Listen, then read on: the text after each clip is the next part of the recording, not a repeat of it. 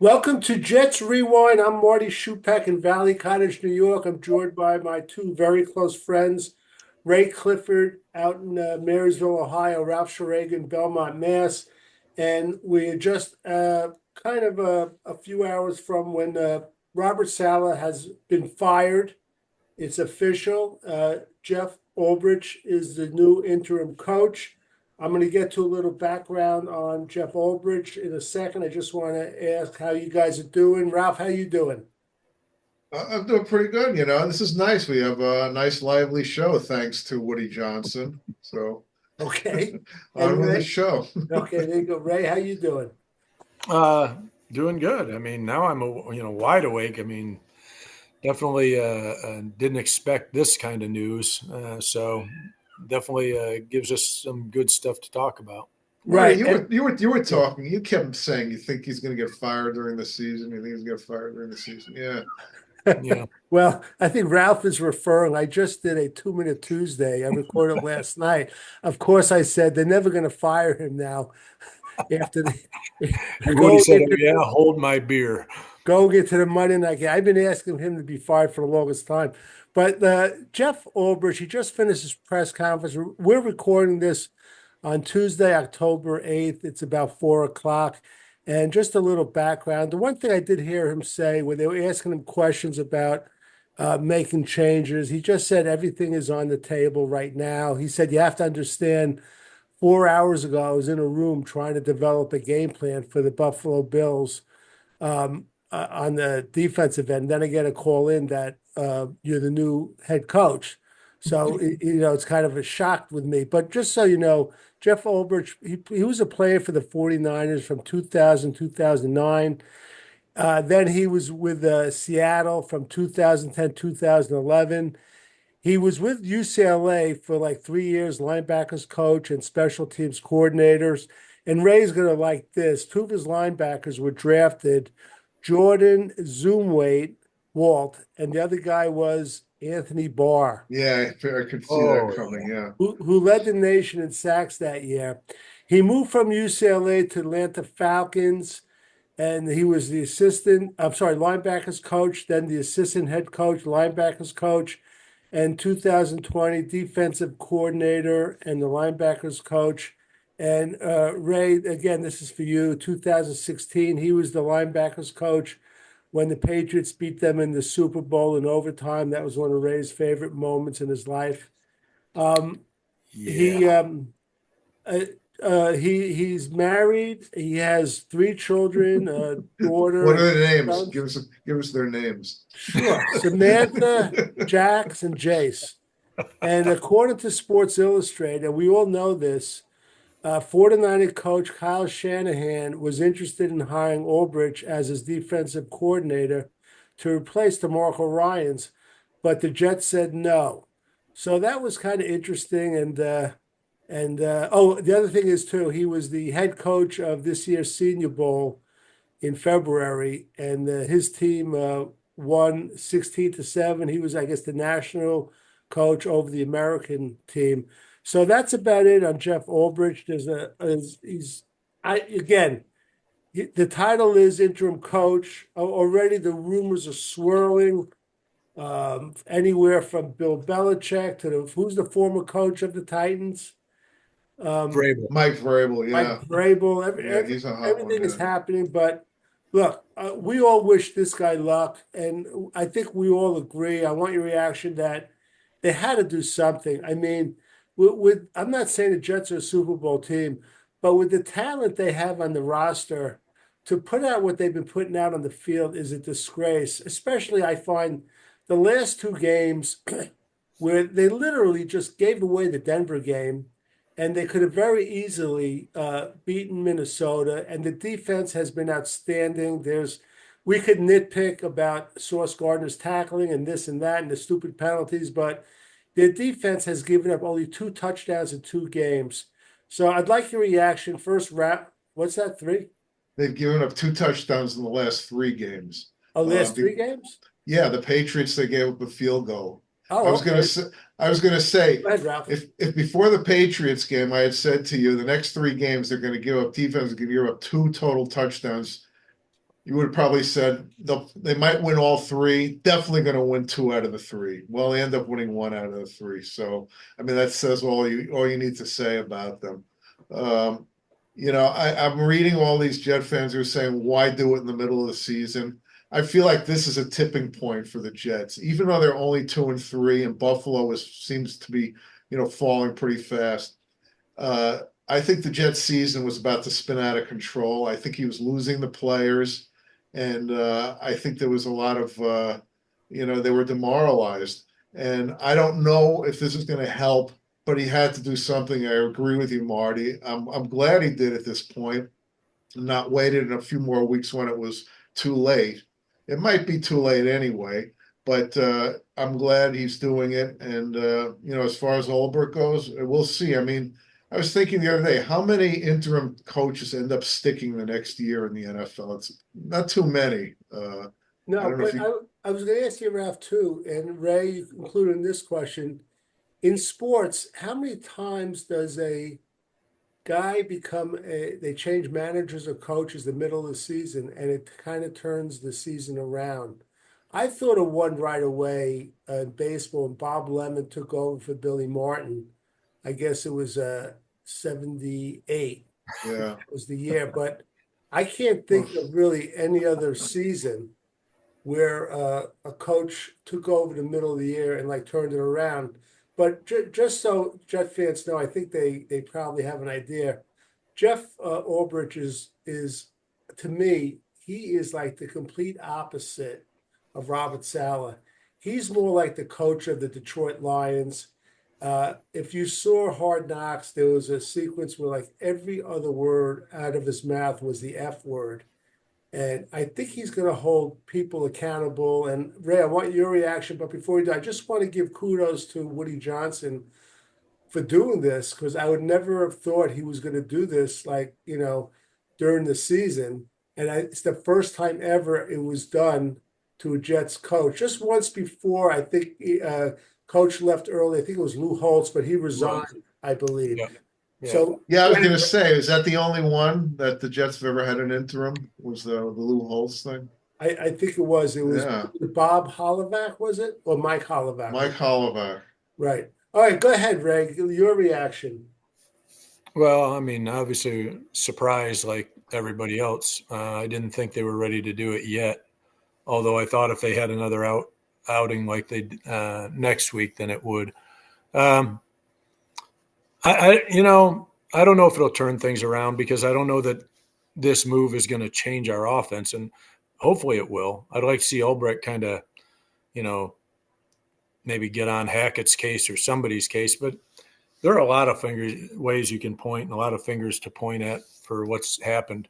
You can say they should have won the last two games, really, if you think about all the ways we helped Denver and even Minnesota win these games. So if he had won either of those games, we wouldn't be having this talk. So 3-2, I don't think he's stepping in and firing them. 2-3. I heard him talking on the radio. A lot of the guys are going, "Why now? Why not wait till the bye week?" And then I look at the schedule. I'm like, that'd be 6 more weeks. You wait till then, and if we go 3-3 in those weeks, we're out of it. So I think this did make sense at this point to do it now. Um, but I think it's the offense that we have to fix, and there are so many things. If you want to talk about this last game that happened, that just big plays that went against us, and there were like 4 in that Minnesota game that changed everything on both sides of the ball. Basically, I could point to problems on each side. But Ray, can I interrupt you just for a second, because it just came over the wire from Connor Hughes, that he reported that Robert Saleh was never going to fire offensive coordinator Nathaniel Hackett, but that he made the decision Tuesday morning, that's this morning, that he was going to give the play calling responsibilities to Todd Downing because of the continued issues on offense. So that is a little bit interesting, and I think we spoke about this, that they had offered, they tried to get Arthur Smith over as a senior advisor, but he took the offensive coordinator job at the Steelers. So, I'm guessing, Ray, and I want your opinion. I'm guessing that the fact that it came out, I think that he's going to continue what Salah started, and he's going to take the play calling responsibilities away. Ray, what do you think? I don't think that will change. I think that was something that I think everybody can agree that Hackett was not innovative or not. He didn't have anything different to throw, different looks, different, kind of, I don't know, not just plays, but design plays and things that we griped about for weeks. Why everything up the middle? And this game was just another rerun of that. So, I mean, I think this was probably the best time to do it. I mean, it was tough to do it now, but, if you think the season's slipping away, you got to do something. So maybe this will light a fire under him. Who knows? It might not. Oh, to answer your other question, as far as the only other in-season thing I can think of offhand was basketball, and it was when Pat Riley took over for I can't remember who shortly into a season that changed that team around, but they were good to begin with. He was just a coach that wanted a style different than Paul Westhead. Paul. That's right. Magic Johnson's choice. That's why they Right. Yeah. Just so right. guys know, while I'm reading The Wire, it just came over. Ralph will like this, that the Patriots are going to start Drake May. They just announced about 20 minutes ago. Yeah, there's been a ton of pressure up here, and what I'm just saying, you people, you're asking for it because the Patriots stink, and he's gonna get killed. He's not gonna do well, and we'll see if he can recover from it. Right. The one thing I'll mention, part of the Ulbrich press conference I heard, and one of the questions, a good question about his relationship with Aaron Rodgers, and he gave a very general political answer, said it's a good relationship. He might lean on him for a couple of things, but he has the coach, Jeff Ulbrich, has the final say. So it should be interesting going forward, in my mind. I mean, Ralph, do you think like this? I think he's like a no-nonsense coach. I could be wrong. And I'll tell you what, before we went on, I don't know if you guys saw it, I was trying to investigate him. I went to some videos. I caught a very old video when he was Yeah, I got that. Yeah. He was a linebacker coach at UCLA. You saw it, right, Ralph?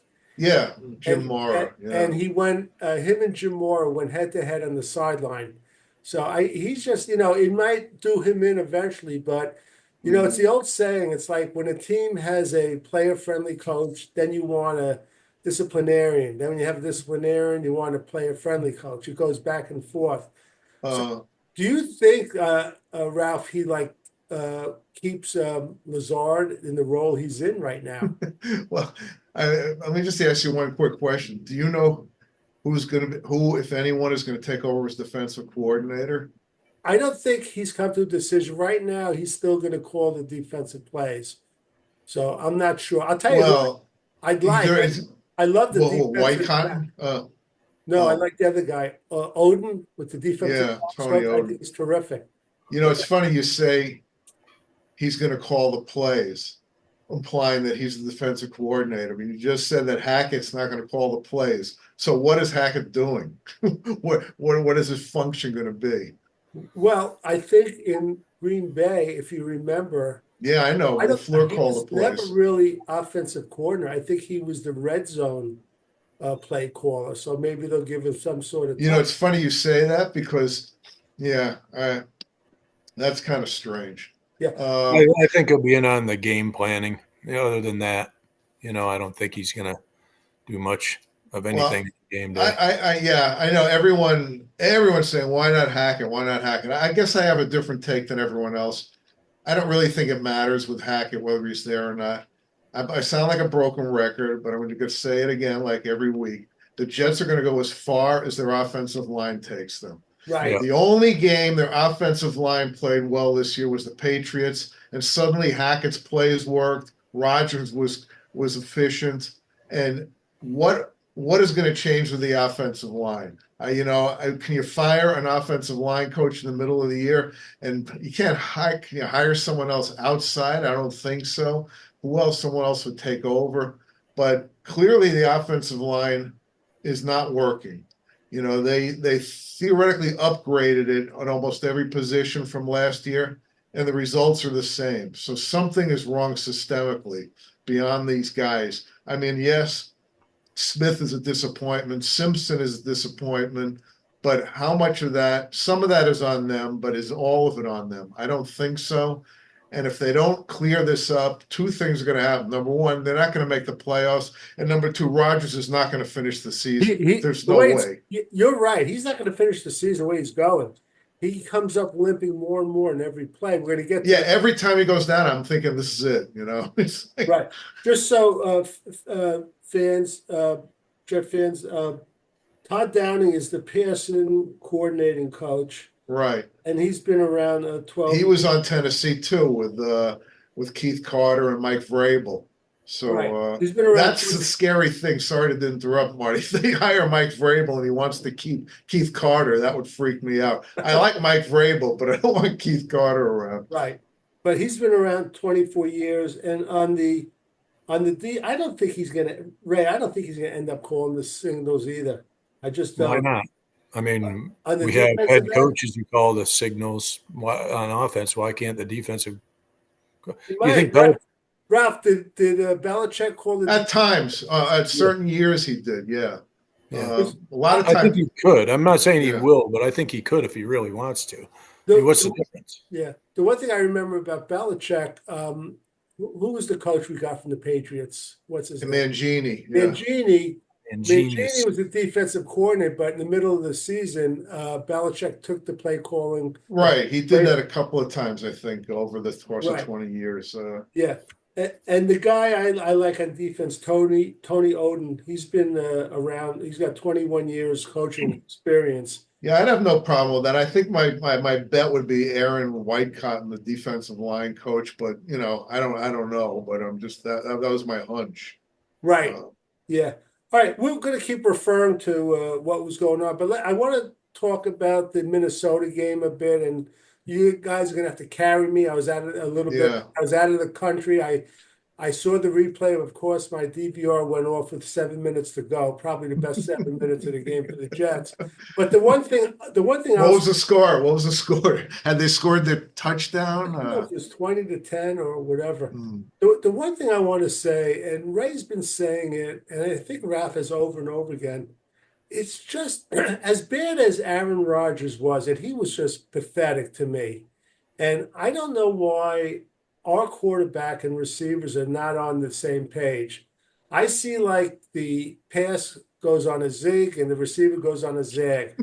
But the other thing that bothers me, and I think Ray always referred to this, it just amazes me, the Jets receivers, when we make like a good completion or almost any completion, it's always in such a tight window, a back shoulder or a quick slant to Garrett Wilson. But these other teams, they get players that are wide open. It's just, it baffles me too.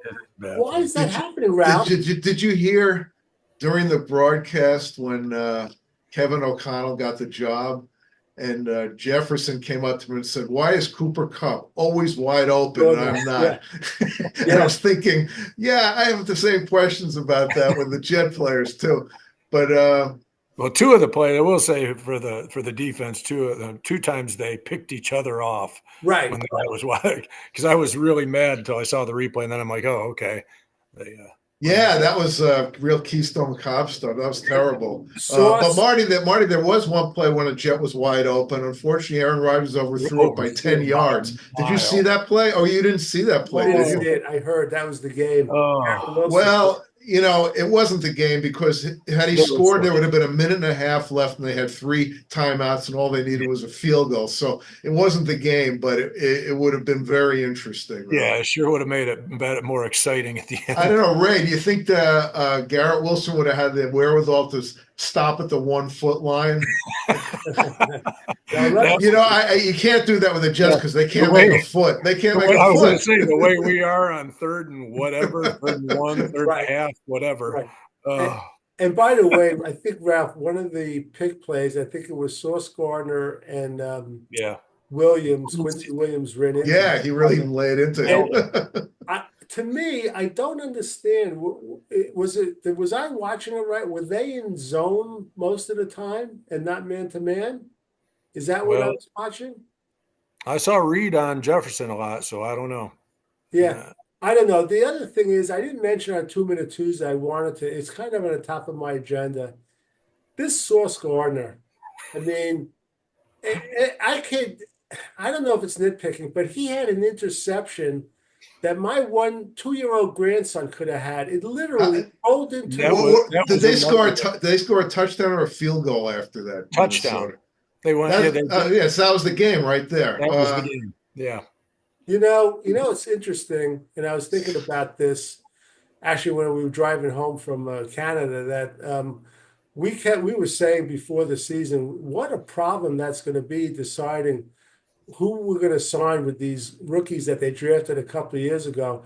They're making the job so easy for the Oh Jets boy! Oh or boy! whoever's there. You know what I mean? I mean, I don't think there's any way unless I don't know he just changes it around. Brees Hall is not going to be a Jet. Yeah, well, even if Brees Hall is playing better, since he's a running back, I think it was Yeah. iffy. But I got to tell you, this is not something I came up with. It's pretty funny and kind of dark at the same time. Someone said that if you were in a burning building with your baby on the third floor and you had to toss it, who would you toss it to if you had a choice, Alan Lazard or Sauce Gardner? I probably tossed the Quincy Williams. I mean, yeah, really. that's a good one. We'll see. It should what's going to be very telling. I know Ralph goes crazy, Ray, before the game looking for the inactives, which they always hide till the last second. See who's going to be inactive for this game, Hmm. and we'll see that. Will put See us who's if they yeah, how much the a good one. disagreement there All right. was. As far as the Minnesota game, I'm going to let you guys do most of the talking. All right. Aaron Rodgers was just pathetic. He was just beyond awful. Lazard dropped passes. I know there was one that wasn't his fault. He caught a very nice touchdown pass. Tyler Conklin, I thought was pretty good. Mm-hmm. No running game again. And I had said on 2 Minute Tuesday, I'd like them to make changes. I mean, I'd like to get Xavier Newman up there, put him in the lineup somewhere. I want offensive linemen that aren't just going to lean on the defensive players. They're going to use their legs and make holes. We don't even know what a hole is. The defense on the whole, I thought they played well. I think Eccles is this year's Ashton Davis. We got to get him on the field. He's got the hot hand. So it was frustrating. I saw Sam make a couple of typical Sam Darnold mistakes. Besides that, he was okay. The referees, some of the calls were to me were questionable, and even at least one on Sauce. But that is basically my summary. I want to hear from you, Ray. Go ahead. Why don't you start about the Minnesota game? Well, I thought as usual, we got off to our sluggish start. Offense, I'm not surprised, but the defense was a little. I mean, the second half, the defense was outstanding. The first half was very shaky, and Sauce was. This was the worst game, but we had talked about it before that at some point these refs are going to quit giving him the benefit of the doubt. And he was facing the elite, the top receiver probably in the league. So he wasn't going to get the benefit of the calls that he gets against some of these other guys. So what made me mad about him was he had three pass interference calls on the same drive, but then he dropped that interception in the end zone that would have It's the worst sequence I've ever seen for a defensive back. But he had a chance to redeem himself with that, and it was like you said, Marty. Anybody could have and should have made that interception. The ball went into him like it was a balloon without helium. I never saw anything like that in my life. It's funny. He has no problem grabbing onto other people, but he can't grab a ball. And that was kind of like how the whole game went. Every chance we had to do something, make it right, turned into a disaster. Just my synopsis of the game is pretty simple. It's down to four more or less 4 plays. Quincy Williams picked up a fumble, thought he was going to run it back. The running back gave him a little shove, but I was surprised he tripped, but he did. I think 2 it was plays later. Sam.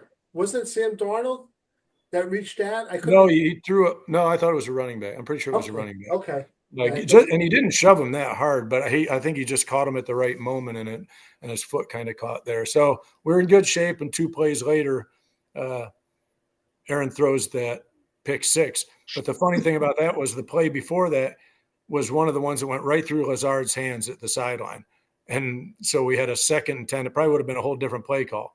The next play, the pick 6. What was funny, and even though I was out of the country, I got a text from Ray. It said, our receivers can't catch a ball with 2 hands, and the other team's linebackers catch it with 1. I thought that was good. It was a one-handed pick. So then there was the Sauce play, 3 pass interferences, and then he drops that thing in the end zone. I mean, that was the ultimate worst series for him or any DB ever probably could have been. Did you And think, then the last one was, all 3 were pass interference? I thought one of them was a little iffy, but for the most part, yeah. I think the first one was a holding call. The last 2 were interference. Right. The one on DJ Reed that they called was not interference, but I think that was just because Jefferson threw his hands in the air. So that was the other one. And then the last one was Rodgers overthrowing Wilson. All those were game-changing plays if we make them. And instead, by Lazard not catching the ball at the sideline, the next play was a pick 6, which probably would, knowing Hackett, would have been a run up the middle for half a yard, and then we would have gone from there. The Sauce not catching the interception, the next play they ran it into the end zone. They were on the 1 anyway. And then there's another 7 points difference that we gave up. Instead of being up 10-3 on the pick 6, the pick 6 happened and made it 10-0. And then the last one would have put us in the lead, and then it would have been up to the defense to save the game, But all those plays just were huge, and they all went against us. So yeah. All right, Ralph, how about your take on the Minnesota Well, game? I mean, most close NFL games you can point to 4 or 5 plays. The thing, Minnesota did not play well. They had a lot of penalties too. And Sam Darnold, I thought, when he had a clean pocket, which he had a few times, he made some chunk plays. But anytime he had a dirty pocket, he would look like the old Sam Darnold. He was winging it all over the place. A couple of times, Marty, he held onto the ball too long. He used to drive you crazy doing that. He took sacks when he took a sack. He could have just gone out of bounds. I know. It's like, yeah. So let's not put him in the Hall of Fame yet. No. But the bottom line is, the old saying goes, good teams find ways to win, bad teams find ways to lose, and Saleh's teams seem to always find a way to lose. One play that you don't talk about, and you didn't see, Marty, was the last interception Rodgers threw, which I didn't get that pass at all. He's got Mike Williams there, and he's throwing it kind of low. With Mike Williams, you throw the ball high. It was just a bad play by him. I don't know. I don't know if he's just like thinking, I'm smarter than everyone else. I know where the receiver should be, and I'm going to throw it there, whether they're there or not. It seems like he's almost doing that, out of spite. You know what I mean, Ray? It's kind of bizarre. But, same on the pick 6. He kind of, if you saw the big screen of it, it looked like he was thrown into a crowd anyway.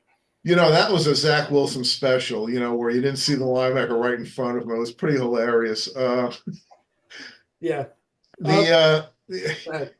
Well, let's see. What are we? Yeah. Well, as far as Gardner goes, I texted Marty and you, Ray, at a certain point saying how it's really scary because our 3 crown jewels from a year ago, Breece Hall, Garrett Wilson, and Sauce Gardner, are all not doing anything. And I'm looking at them thinking, are they just not good, or is there something wrong with the coaching and the schemes? And I think in Breece Hall's case, there's something wrong with him. He just doesn't want to, plow in and make contact. And with Garrett Wilson, he actually played pretty well the other day. Sauce Gardner is the one that is really going to be tricky when they have to think about re-signing him.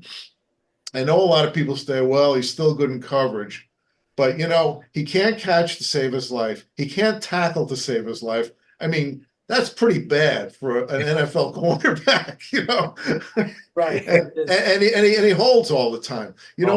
When he was a rookie in training camp, they put those big mitts on him to try and break him of that habit. Obviously, it didn't work. We'll see if the referees break him of the habit. But Right. on some of those plays, it's like, leave the guy alone. You're not that far from him. Let them make a really good pass and catch. Come on, let them beat you. Don't let the referees do it all the time. It's really ridiculous. I mean, your guy Tony Oden, Marty. I don't know what he's saying to him, but he's got to get in that guy's face. Right. Yeah. Right. A couple other things, Go ahead, Ray. Ralph. I mean, Marty, real quick. Again, the gripe we've always had with the running. All these up the middle runs. I said right off the start of the game, I said, let's see if we start off with something different. Run up the middle for a yard or two. When they went for it on 4th down on the 30, we could have had a field goal and probably should have taken it. But at the time I was saying, I'm okay with going for it. But I was okay with going for it. Think we would try another play. As soon as they ran it up the middle, then I was like, why again? They had just tried it again and again.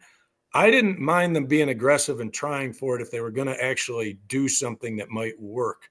But he just keeps pounding his head against the wall with these runs up the middle. And the other thing, real quick on the quarterback, Sam did look. I thought of you, Marty, when he did get on that sack, because it reminded me of the play when he ran out of bounds in negative territory and took a sack instead of throwing it away. But we also got away with one because how in the hell did Clemens not get called for a roughing the quarterback? Yeah, it's too bad because it's the first decent game he played, and that was a real dumb play on his part. Just one thing on those 3rd and 4th and 1, Ray. I was thinking, we can get this yard with Braylon Allen. And when they went on 3rd down and they got stuffed, I said, wait a minute. I don't think they're going to get it up the middle on 4th down. Either do something else or kick the field goal. And just in general, Ray, and with especially with Braylon Allen, I want to see that guy get the ball and run in the outside, sweep. Yeah. I mean, guys are going to have to arm tackle him out there. And he never gets those kind of runs. Breece Hall maybe got 1 or 2 and actually one worked. Breece Hall has 2 runs. He runs out the middle for half a yard, or he gets caught for a 4-yard loss. I've never seen a guy get caught more times for 4 or 5 yard loss on a handoff. It's unbelievable that on a running play you can put yourself in 2nd and 15 so much. It's amazing to me how fast Breece Hall all of a sudden is morphing into Blair Thomas. Our eyes. Worse than Blair Thomas now. Another thing, Ray, about the slow starts. So in the 5 games they've played this year, 4 of the 5, they've come out like running in mud. And I was just thinking, the last time they were in London, when Saleh was coaching, Wilson was a rookie, they went in against Atlanta. They were down 17-0 in the first quarter. It was like the same thing, climbing back the rest of the game. Yeah. Last time they played Minnesota, same thing. They were getting eaten alive for about a quarter and a half. Then they start playing, and of course, it's too late. And this is a Saleh thing. I don't know. Does he say to the guys, pace yourself? Pace yourself. It's like, what's he doing? Be ready. Be fresh for the second half. I mean, as far as I know, a touchdown is worth the same in the first quarter and the fourth. But the one thing is in the first quarter, it's going to mean something. In the fourth, it might not mean something. Right. Yeah. And just any one of those drives, they could have held them. That were points. I mean, this game came down to really a few big plays. I mean, as much as it, looked like, it was a lot of different stuff. 2 or 3 plays either way could have changed the game, just from either stopping them from scoring or us scoring, one or the other. I mean, remember the Kansas City game last year? They were down 20-0. It was a joke. And then suddenly they start playing fake comebacks. The Jets are the lead kings of fake comebacks. They never close the deal when they make a comeback. I really thought we were going to score on that last drive and then just say, okay, the defense has to do it. And when he overthrew Garrett, I was like, well, maybe not. Ray, look at the bright side. If that happened, Robert Saleh would still be head coach. No, I don't think he's the whole problem. No, he's not. He's not. I agree. He's not, but he's a good chunk. He's not the answer to he never was an offensive. I don't think he had much of anything to do with the offense, and that's really where where we're concerned. If you really think I, about it, our I, defense isn't the But problem. he should have stepped in and said, "This is Oh not yeah. right. This is not right. This running game is ridiculous. What is wrong with our run blocking?" Hey I Ralph, mean, did you see it or not? Did you see Rodgers getting it into it with Hackett on the sideline a little bit no, there? I didn't. I didn't I notice did. I that. saw that. I He thought I did. saw that, and they were kind of going, and I didn't know if he was ripping him a new one or if what they were talking about. But it was a little Well, animated, so I of thought, course, what? I do not understand the relationship with them as far as play calling goes. But one thing, someone I got a link to about three different blocking plays that tight end Brendan Bates, number Horrible. 84.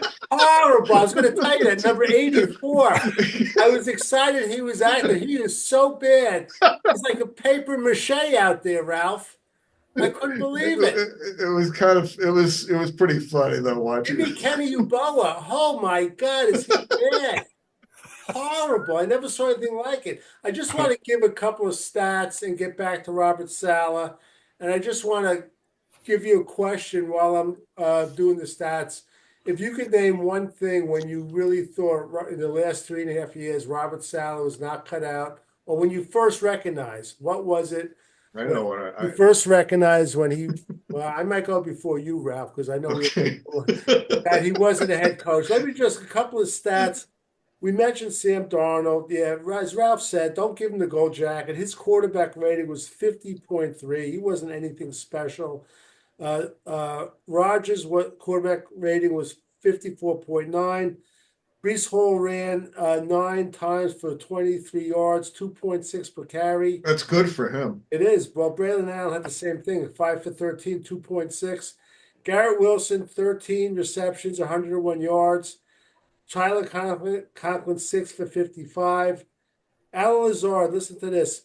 But by the way, Garrett Wilson had 13 receptions. He was targeted 22 times. And while I'm on that, Aaron Rodgers threw 54 times. You don't want him throwing 54 times. That I can tell you. Well, if they can't get a yard running, they really have no choice. Alan Lazard had 4 receptions. He was targeted 10 times.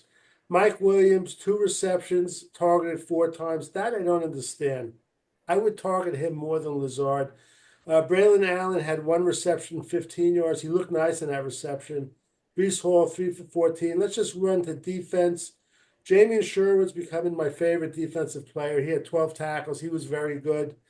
Isaiah Oliver was good. He had a nice sack. He had 6 tackles. Quincy Williams, 6 tackles.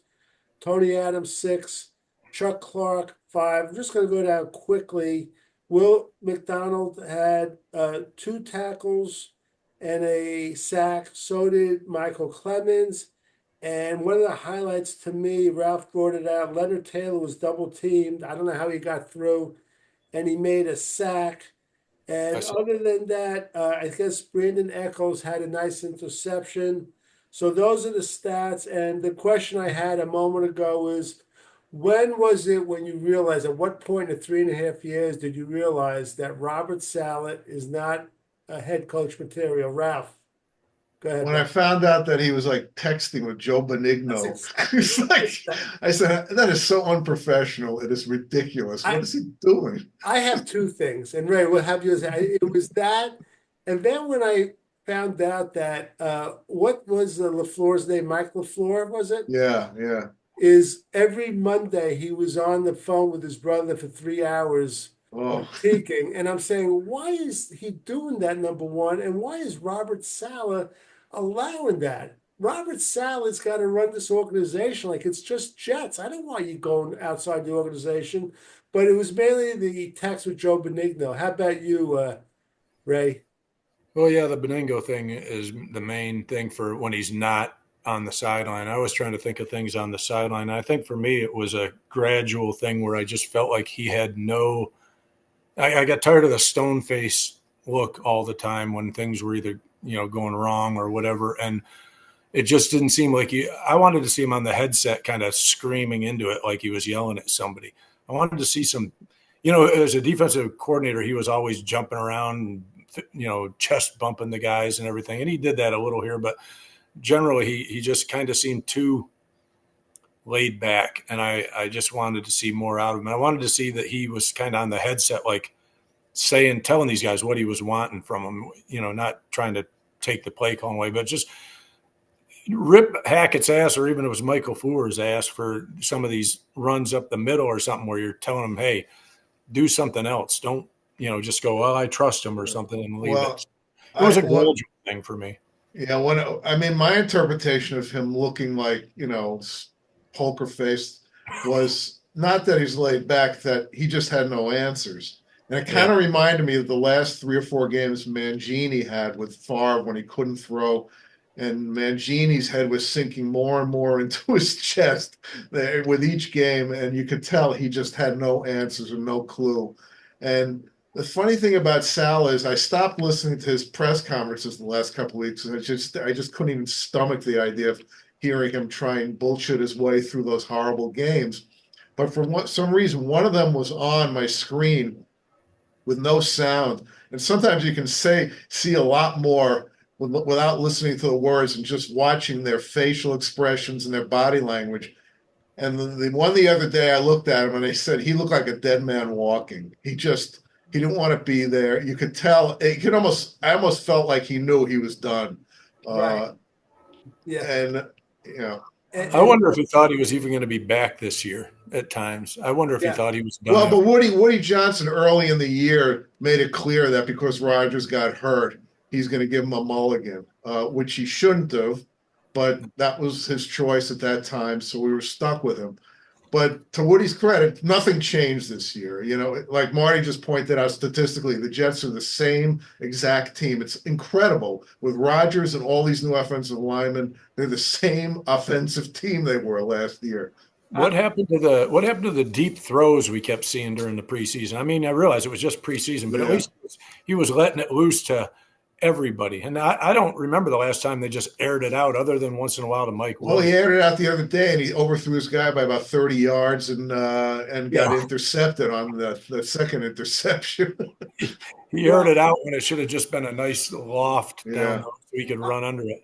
I didn't follow him when he was on Green Bay, but it seems to me that now the games he's played as a Jet, he's doing a lot of these 3-step, get rid of the ball quick.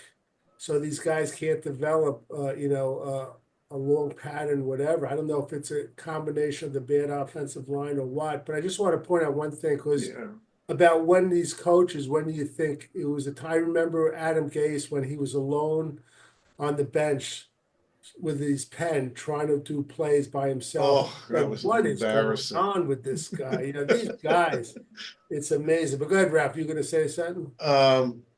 As far as Rodgers goes, I think yes, it's the offensive line. I also think he's gun shy now.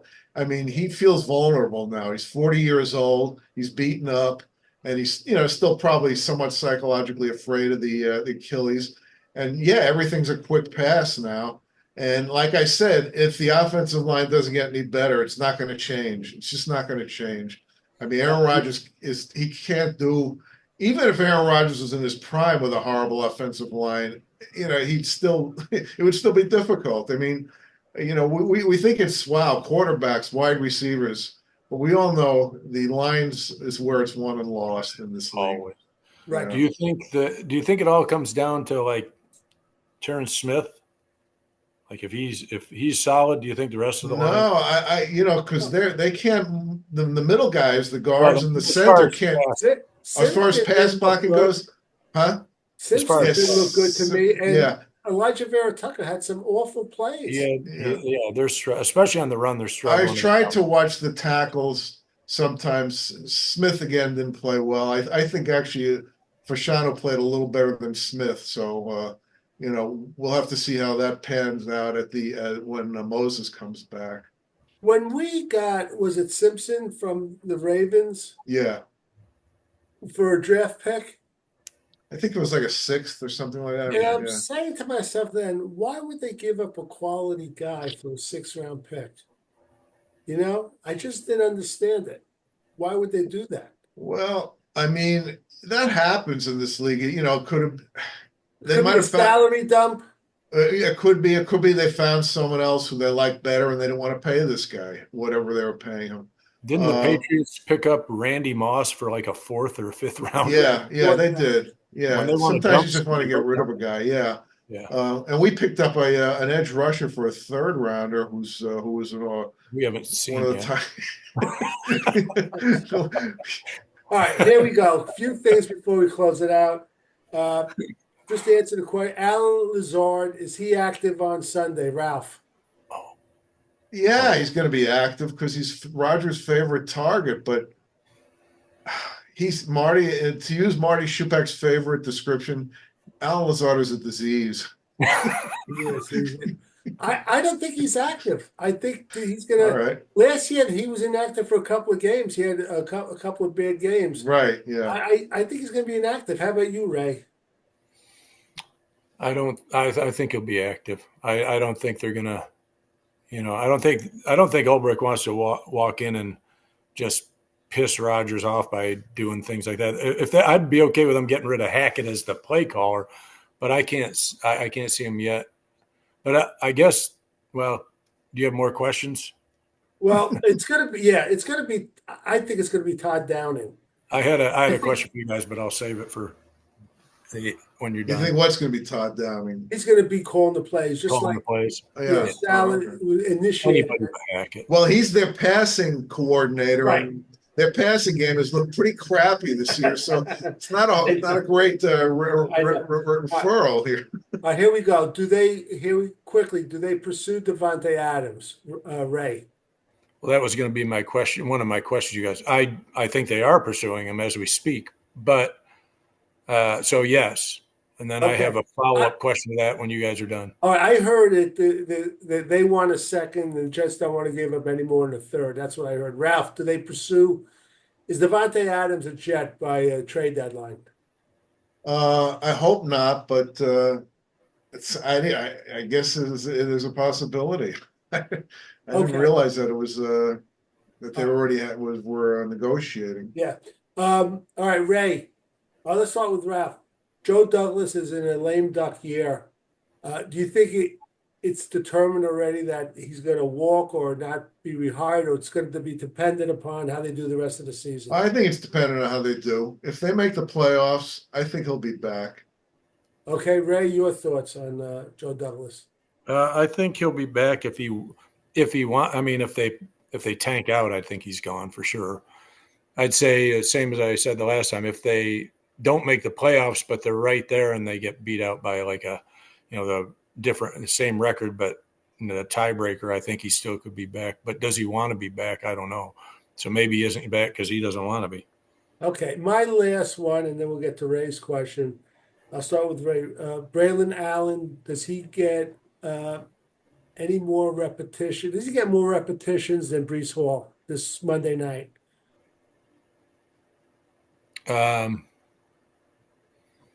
I think they are going to give him more. I'll say if he seems like he's productive, I'll say yeah.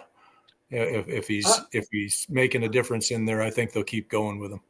Okay, I'm going to just chime in. I might have been wrong, but I thought I heard in the press conference that he spoke to Saleh as a friend after Saleh was fired, and Saleh said, when this happens, you do have to make some changes. They look for changes, like the fans, the management, everyone looks for changes. So I think Braylon Allen is going to be our featured back this Monday night. Ralph?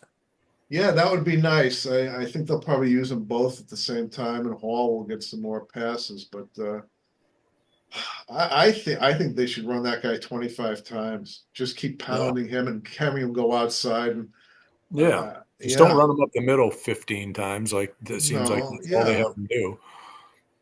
He's rarely off tackle. It's usually right up the middle. Okay.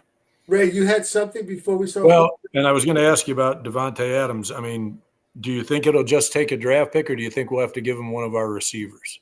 And if so, who? Can we throw Lazard at him? I don't think they'd want him. They won't take him. You know what? If we did throw him, they'd probably drop him. Yeah. I'll tell you this. Ralph had turned me on like a few weeks ago. I've become a huge Mike Williams fan, and I like him a lot. Understand why they don't throw to him. And I know he's coming off a knee injury, and he might not be 100%, but this guy is a tremendous athlete and a He's tremendous. easy to throw to too. You just throw it high. That's all, it. and he'll Yeah. get it. I hope he's still a Jet. So go ahead, Ralph. Your feeling on that? Are they going to? I don't think the Raiders. I'll let them have Corley. I would do that. Well, I'm just wondering. I'm thinking they'd want more than just a draft pick for him, but Right. I mean, plus the draft pick. yeah, I'm not going to give him Wilson. I don't want to give him Mike Williams. But anyone else, yeah, I'll give him. I'll give him Corley. I'll give him Gibson. Either one of those would be fine because then you have the other one. Yeah, okay. By the way, the Eagles just let go of linebacker Devin White. I think he was a former All-Pro. Yeah, he was a big star when he first came in the league. By the way, did you see the game Frankie Louvu had the other day? I heard about He it. had like 8 tackles, 2.5 sacks, 3 quarterback hits. Who's he I on, love Carolina? No, I don't think he's on Carolina anymore. He's Washington. yes, on Washington, Marty, your Good for favorite him. team. They Marty's beat the hell favorite out of the team. Browns. Yeah. That Jaden Daniels, Marty, your guy, Jaden Daniels, is He looks unbelievable. good. Right? He looks Well, not only him, but Dan Quinn is Marty's guy. And speaking of which, I wanted to talk about, think about coaches for next year. Last week we talked about. Oh, Ray, you weren't. Ray wasn't here for that, I don't think, right? best show we ever did. Brian, Ray, we were talking about Brian Flores. I know, Ray, you're a believer in getting an offensive guy. I'm not. I'm a believer in getting a guy who can coach. Leader. And whether it's an offense, yeah. Brian Flores, I'll tell you, Dan Quinn is showing that, with a rookie quarterback, he can do it. D'Amico Ryans, another defensive guy, took over and he had a rookie quarterback last year in Stroud. And what's his name? The guy up in Buffalo, McDermott, who was a defensive guy. He was there for Josh Allen, and he's helped develop him too. I'm not saying defensive coordinators are better. I'm just saying I don't think you should consider offensive coordinators being, more important in your choice. I think you should go for the guy who you really think has the chops to be an NFL coach. Right. And we both really like Flores. I don't know how you feel about him, but I don't mind Flores, but I know all this stuff came about how he treated Tua, and that Mike, what's his name, McDaniel, yeah. he kind of made Tua flourish, which could be the only thing. Honestly, my first pick right now, I really like Vrabel. I would love it, but I don't think they'll get him. I would go with him too. He's a defensive guy. The thing about Tua was Flores had him as rookie his Tua's rookie year, and Tua even admitted, he said, "I don't even know the playbook." I don't know if you remember that. And so, why the hell would he even try and play a rookie who doesn't know the playbook? I think he probably did the right thing, saving that guy from having a horrible season. But I don't know how he treated him. But he sounds like a tough guy. We need a tough guy. We need a tough guy now. I think that's why I think Vrabel would be tough on him. Yeah. But I think Vrabel's more of a player's coach, even though he's tough. I never heard anybody really complain about Vrabel. I think Flores would be fine. But he's got that. Some of them tried too much to be Bill Belichick, clones. And as long as they're themselves, Well, I think it comes down to your assistants, and I want an offensive coordinator who's competent. We haven't seen one in a while. Well, with that, we're going to close it out. Unless you guys have something to add, we are starting a almost brand new Monday night. There's a lot of excitement. Is Josh Allen going to play? I think it's still not sure. Yeah, but he's going to play. You watch him play. He's been asking for this for a while too. That guy is. He runs like a madman. So as we start a kind of I don't want to say brand new regime, a new head coach. We wish him luck, Jeff Urich, who he's a tough guy. Hopefully, he doesn't let his emotions get. Robert Urich, yeah. Jeff Urich. I'm sorry, I'm talking about It's Jeff Ulbrich. Jeff Ulbrich, whatever it is. Here's the question. Next year at this time, is Jeff Ulbrich their coach, or do we have a new coach? Well, that's like a shot in the dark. I'm going to say he's the coach. I'm going to go optimistically that he's going to take a roster with talent. He's going to move things around, especially the offensive line, and saying we have to make this thing work with a 40-year-old quarterback. So I'm going to say that he's going to be the coach next year. That's my feeling. Ray? I don't think so, but obviously, if we make the playoffs, then they go, yeah, you can't let him go. But I don't know if I still don't know if he's the answer. I guess this will tell a lot about him, though. But right now, at this moment, I'd say no. It'll be a different coach. Okay. Ralph? I don't think so. Most interim coaches do not stay on. Yeah. I don't think Rodgers is going to play out the year. I think we're going to be seeing Tyrod Taylor, and we'll see. Maybe with it, we kept saying the last 2 years, if we just had a mediocre quarterback with It's our defense, unbelievable. yeah. Shows you how much we know, It's incredible. So, all right, for that, we're going to close this out. I'm not sure if we're going to do a preview show. It's a rough week for me, but we'll see. But for How do Ray, you think it is for Robert Saleh? maybe we'll have him on the show. He'll take my Yeah. For Ray Clifford, Ralph Schwarega, and Marty Schupak, let's go Jets. Until next time.